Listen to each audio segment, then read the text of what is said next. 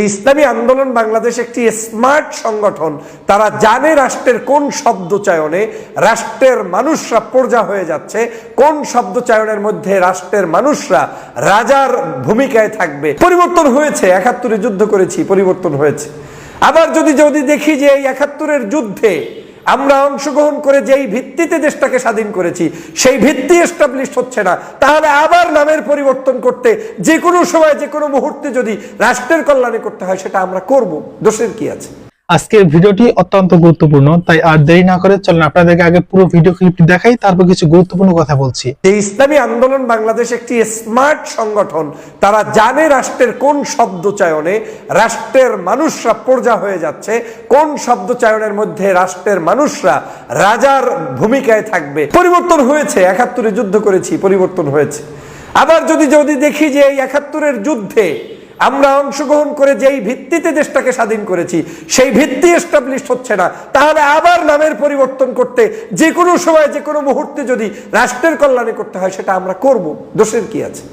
গণপ্রজাতন্ত্রী বাংলাদেশের পরিবর্তন করে তারা চায় people's welfare state of Bangladesh, তার মানে বাংলাদেশ জনকল্যাণ রাষ্ট্র। এই জনকল্যাণ শব্দটা এখানে তারা প্রজার পরিবর্তে ঢুকিয়ে দিতে চায়। গণপ্রজাতন্ত্রী বাংলাদেশ শব্দটার শুধুমাত্র গণপ্রজাতন্ত্রীর জায়গাটার পরিবর্তন করা দরকার। বাংলাদেশ নামের কোনো পরিবর্তন হবে না। বাংলাদেশ এ দেশই থাকবে, বাংলাদেশই আছে। আমি সেলুট জানাই ইসলামী আন্দোলন বাংলাদেশের আমির বর্তমান পীর সাহেব কেবলাকে এবং নায়েবে আমির সহ যারা এই পরিকল্পনার মধ্যে রয়েছেন, আপনাদের প্রতি আমি ধন্যবাদ জানাই। এমন একটি তথ্য জাতির কাছে দিলেন যেই তথ্যটা 53 বছরে অনেকেই দেয়নি। আমরা শুয়েছিলাম, ঘুমিয়েছিলাম, আমরা জানতাম না, আমাদেরকে কেউ স্মরণ করিয়ে দেয়নি যে তুমি এই রাষ্ট্রের এখন একজন গোলাম, তুমি এই রাষ্ট্রের মালিক না। এই শব্দটাই কেউ বলে দেয়নি। আমি চরমনের পীরকে সেজন্য ধন্যবাদ জানাই যে আপনি অন্তত রাষ্ট্রের এই সংস্কারের অংশ হিসেবে বাংলাদেশের নামের সাথে এই যে একটি সুন্দর শব্দ চয়ন করে দিয়েছেন, এটাই হচ্ছে বাংলাদেশের মানুষের জন্য বিশাল ভাগ্যের ব্যাপার। বাংলাদেশ নাম আর থাকবে না, বাংলাদেশ নামের পরিবর্তন করতে হবে। বাংলাদেশের বিভিন্ন গণমাধ্যমে ইসলামী আন্দোলন বাংলাদেশ একটি রাজনৈতিক দল, তাদের মতামতকে কেন্দ্র করে সমস্ত পত্রপত্রিকায় এভাবেই নিউজ এসেছে যে বাংলাদেশ নামের পরিবর্তন চায় ইসলামী আন্দোলন বাংলাদেশ। শুনতে সবার কাছে একটু খটকাই মনে হবে যে কেমন কথা, এত কষ্ট করলাম, এত যুদ্ধ করলাম, 1971 সালে আমাদের সকল অবদানকে ভুলে গিয়ে বাংলাদেশ নামক রাষ্ট্রের পরিবর্তন চায়, বাংলাদেশের পরিবর্তন চায়, বাংলাদেশের নামের পরিবর্তন চায়। তারা এত বড় শক্তিশালী কারা? স্বভাবতই মিডিয়ার এই নিউজ দেখে আপনার কাছে এরকমই অবাক মনে হবে এবং আপনি কেউ এটার পক্ষেও থাকবেন, বিপক্ষেই থাকবেন। আবেগতাড়িত হয়ে অনেকে এটার বিপক্ষে যাবেন, আবার আবেগতাড়িত হয়েই এটার পক্ষে থাকবেন। দুটোই আবেগের সাথে সম্পর্ক, কারণ আপনার বিশ্বাস, আপনার চিন্তা, আপনার ধ্যান, আপনার ধারণা, আপনার দৃষ্টিভঙ্গির উপর নির্ভর করে যে আসলে আপনি কি চান কি চান না। ইসলামী আন্দোলন বাংলাদেশ বাংলাদেশের একটা সর্ববৃহৎ ইসলামিক রাজনৈতিক সংগঠন, যারা গণতান্ত্রিক প্রক্রিয়ায় বাংলাদেশের একটি নিবন্ধিত রাজনৈতিক দল। তাদের অধিকার আছে বাংলাদেশের রাষ্ট্র কাঠামো সংস্কার, বাংলাদেশের মানুষের অধিকার, বাংলাদেশের ভোটাধিকার, সকল কিছুতে তার পরামর্শ মন্তব্য দেওয়ার অধিকার রয়েছে এবং সে অধিকার আছে যে সেটা আমরা প্রমাণ পাচ্ছি যে তারা বাংলাদেশের রাষ্ট্রীয় সকল কাঠামোতে তারা ইনভাইটেড গেস্ট হিসাবে উপস্থিত হচ্ছে। তারা যদি রাষ্ট্রের গুরুত্বপূর্ণ ব্যক্তি না হতেন তাহলে বাংলাদেশের আপনার সচিবালয় থেকে শুরু করে বাংলাদেশের আপনার কি বলে রাষ্ট্রপতির ভবন, প্রধানমন্ত্রীর ভবন, প্রধান উপদেষ্টার ভবন, বিভিন্ন সভা সমাবেশ, রাষ্ট্রীয় অতিথি ভবন, সব জায়গায় ইসলামী আন্দোলনের প্রতিনিধিরা যাচ্ছেন এবং সর্বশেষ এই যে সংস্কার কমিশন, তারা তাদের কাছে চিঠি দিয়ে তাদের মতামত জানতে চেয়েছেন রাষ্ট্র সংস্কার নিয়ে। তো সেই জায়গা থেকে তারা একটি রাষ্ট্রের গুরুত্বপূর্ণ ভূমিকা পালন করছে, এটাই আমরা ধরে নিব। এখন আসি আমরা তাহলে বাংলাদেশ নামক রাষ্ট্রেরই যারা চায় না তারা কি করে বাংলাদেশে রাজনীতি করবে? কালকের এরকমই তো মনে হলো নাকি বন্ধুরা? পত্রপত্রিকার নিউজ দেখে তো আমাদের মনেই হয়েছে এ আবার কোন রাজাকার আলবদর আল শামসের জন্ম হলো যে বাংলাদেশ নামক রাষ্ট্র চায় না, বাংলাদেশ নামক রাষ্ট্রের পরিবর্তন চায়। বাংলার এই জায়গায় তারা নতুন কিছু আনতে চায়। আসলে কি তাই? আমি খুব অবাক হই যখন আমরা অন্তর্নিহিত বাস্তব সত্য কথাটাই জানি না বা জানার চেষ্টাও করি না। আসলে বাংলাদেশের নামটা কি বলেন? আমাদের দেশের নাম কি শুধু বাংলাদেশ? আমাদের দেশের সাংবিধানিক পূর্ণাঙ্গ নামটা কি? গণপ্রজাতন্ত্রী বাংলাদেশ। বাংলাদেশের এই শব্দটা নিয়ে, গণপ্রজাতন্ত্রী, এই যে প্রজা শব্দ, এই শব্দ নিয়ে আমরা কিন্তু টকশো করি, সেটা হালাল। আমরা কিন্তু বিভিন্ন জায়গায় সেমিনার করি, সেটা কিন্তু হালাল। আমরা কিন্তু অনেক সময় বলি যে আমাদেরকে প্রজা শব্দ দিয়েই আটকিয়ে রাখা হয়েছে, এখন আবার আমাদের অধিকার চাওয়ার কি আছে, আমরাই কিন্তু বলি। এবং এই কথাগুলো কিন্তু আমরা একে অপরের সাথে আলোচনা সমালোচনা করি যে রাষ্ট্রের নামের সাথেই এমন একটি শব্দ জুড়ে দেওয়া হয়েছে যেই শব্দটার কারণেই আমি জন্মগতভাবে হীনমন্য হয়ে জন্মগ্রহণ করছি, মানে আমি প্রজা। তো যেই রাষ্ট্রের আমি প্রজা, আমাকে তো সেই প্রজা হিসেবেই শেখ হাসিনা ব্যবহার করবে। 16 বছর পর্যন্ত জুলুম করেছে, অত্যাচার করেছে, নির্যাতন করেছে, কারণ আপনি তো প্রজা, আপনি তো এই দেশের রাজা না।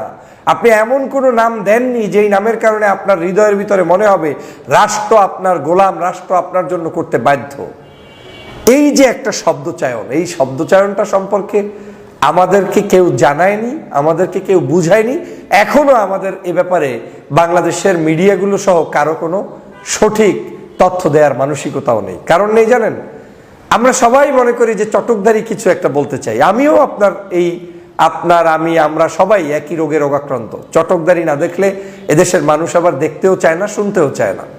তো স্বাভাবিকভাবে ইসলামী আন্দোলনের যে প্রস্তাবনা গতকালকে দিয়েছে সংস্কার কমিশনে, তারা বলার চেষ্টা করেছেন যে বাংলাদেশের নাম যেহেতু আছে, বাংলাদেশের মানে আপনার কি বলে গণপ্রজাতন্ত্রী বাংলাদেশ, এইটাকে ইসলামী আন্দোলন বাংলাদেশ মনে করে যে এই গণপ্রজাতন্ত্রী বাংলাদেশ শব্দটার শুধুমাত্র গণপ্রজাতন্ত্রীর জায়গাটার পরিবর্তন করা দরকার। বাংলাদেশ নামের কোনো পরিবর্তন হবে না। বাংলাদেশ এ দেশই থাকবে, বাংলাদেশই আছে। এটাও যদি কখনো কারো কাছে পরিবর্তনের মনে হয়, সেটাও তার সাংবিধানিক অধিকার, সে চাইলে মতামত দিতে পারে, তার একটা নতুন মানে অভিব্যক্তি প্রকাশ করতেই পারে, সেটা ভিন্ন জিনিস। কিন্তু বাংলাদেশ নামের কোনো পরিবর্তন ইসলামী আন্দোলন চায়নি, বা আমিও চাচ্ছি না, বা কেউ চাবে না। তাহলে ইসলামী আন্দোলন কি চেয়েছে? তারা চেয়েছে গণপ্রজাতন্ত্রী বাংলাদেশের পরিবর্তন করে তারা চায় people's welfare state of Bangladesh. তার মানে বাংলাদেশ জনকল্যাণ রাষ্ট্র। এই জনকল্যাণ শব্দটা এখানে তারা প্রজার পরিবর্তে ঢুকিয়ে দিতে চায়, যাতে করে আপনি বাংলাদেশের একজন জনকল্যাণ, আপনার জন্য রাষ্ট্র জনকল্যাণমুখী কাজ নিতে বাধ্য, এরকম একটা শব্দচয়ন এখানে ঢুকিয়ে দেওয়ার জন্য তারা বলেছেন।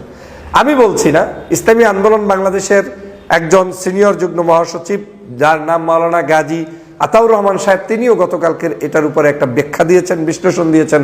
তিনি বলেছেন ইসলামী আন্দোলন বাংলাদেশ নাম পাল্টাতে বলেনি, বাংলাদেশ নামকে পাল্টাতে বলেনি। আমি যেটা এতক্ষণ বললাম, কি বলেছেন, বরং বাংলাদেশের অফিসিয়াল চরিত্র পাল্টিয়ে গণপ্রজাতন্ত্র থেকে গণকল্যাণ করার প্রস্তাব করেছে।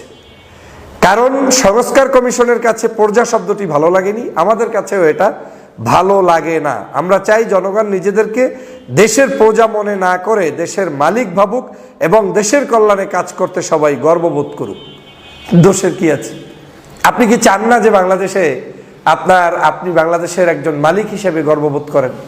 তো জনকল্যাণময় একটি রাষ্ট্র গঠনের জন্য একটি রাজনৈতিক দল যে প্রস্তাবনা দিয়েছে, এই প্রস্তাবনা দেওয়ার পরে যাদের চুলকানি শুরু হয়েছে, আমি তাদেরকে বলতে চাই, আসলে আপনারা রাষ্ট্রের কোনো কল্যাণ চান না। এই রাষ্ট্রের কিছু মানুষ আছে যারা রাষ্ট্রটাকে ধ্বংসের জন্যই লিপ্ত থাকে। সমস্যা কোথায় জানেন? এত বড় একটি গুরুত্বপূর্ণ সংস্কার একটি ইসলামপন্থী রাজনৈতিক দল দিয়েছে, এটাই তাদের মূল মাথা ব্যথার কারণ। দাঁড়িয়ে আছে, টুপি আছে, জুব্বা আছে, ইসলামিক কৃষ্টি কালচার ফলো করে। তারা রাষ্ট্রের সভ্যতা সংস্কৃতি নিয়ে কেন চিন্তা করবে? তারা থাকবে মসজিদে, তারা থাকবে আপনার কি বলে মানে মিলাদের মঞ্চে, তারা থাকবে ওয়াজের মঞ্চে। রাষ্ট্র নিয়ে তাদের চিন্তা করার দরকারটা কি? এই চরমনাইয়ের আবার রাজনীতির দরকারটা কি? এই জামাতের আবার রাজনীতির দরকারটা কি? এই ইসলামপন্থীদের আবার রাজনীতির দরকার কি? এই যে একটা হীনমন্যতা আমাদেরকে তৈরি করে দেওয়া হয়েছে, এই দেওয়ার কারণেই আজকের আপনি তার এই সংস্কারকে বিকৃত করে উপস্থাপন করার চেষ্টা করে যাচ্ছেন। অথচ এটার পক্ষে আপনি থাকতেই পারেন, গণপ্রজাতন্ত্রী থাকলে আসলে আপত্তির কিছু নাই। আমি তো এখন পর্যন্ত ব্যক্তিগতভাবে আমার কোনো মতামত দেইনি, কারণ আমার তো কোনো রাজনৈতিক, আমি অত বড় বিখ্যাত কোনো ব্যক্তি নই যে আমি একটা দিয়েই ফেলবো, বা আমাকে তো কেউ সংস্কার কমিশনে ডাকেও নি।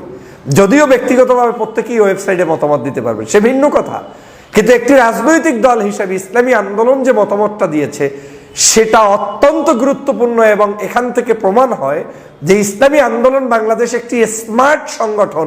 তারা জানে রাষ্ট্রের কোন শব্দ চয়নে রাষ্ট্রের মানুষরা প্রজা হয়ে যাচ্ছে, কোন শব্দ চয়নের মধ্যে রাষ্ট্রের মানুষরা রাজার ভূমিকায় থাকবে, কোন শব্দ চয়নের মাধ্যমে আমার অধিকার প্রতিষ্ঠিত হবে, অধিকার প্রতিষ্ঠিত হবে না, এই সব কিছু যেই সংগঠন জানে তারা তো একটা স্মার্ট সংগঠন।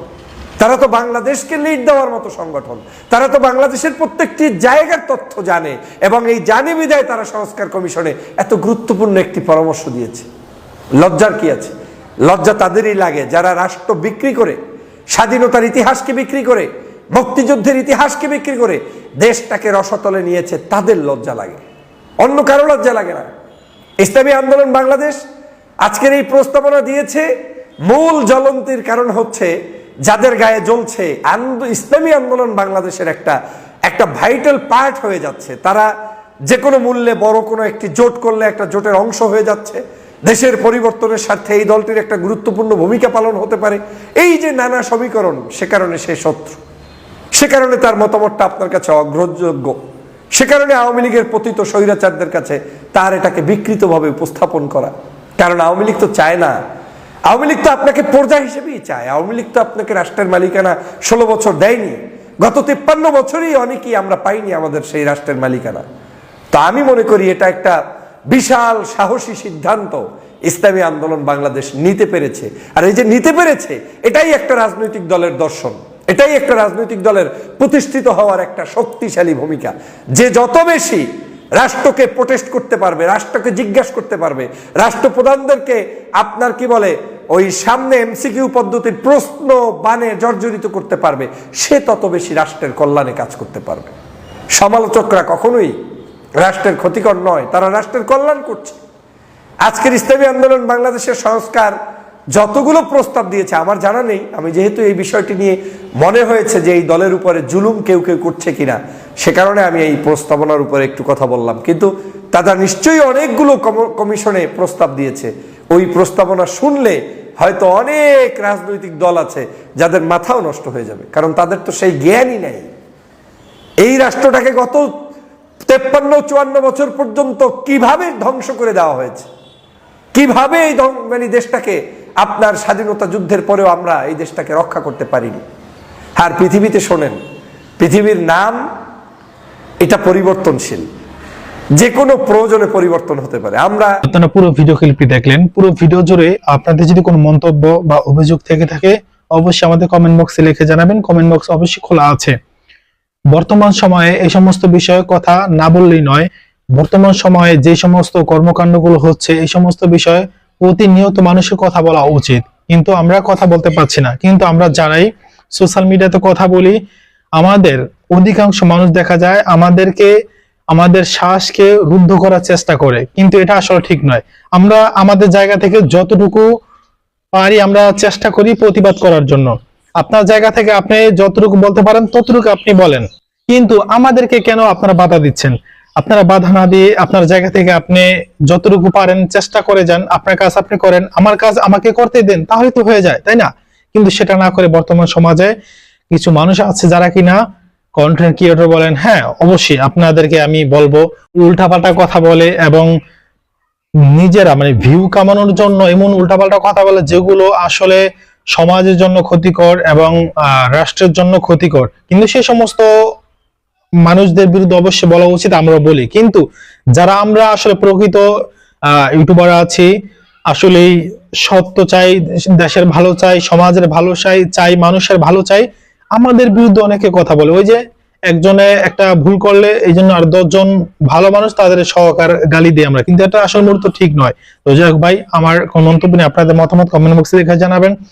আর ভিডিওটি কেমন লেগেছে অবশ্যই কমেন্ট বক্সে লিখে জানাবেন। আর পরবর্তীতে কোন রিলেটেড ভিডিও চান অবশ্যই আমাদের কমেন্ট বক্সে আশা করি লিখে জানাবেন। তো ভালো থাকবেন, সুস্থ থাকবেন, আল্লাহ হাফেজ।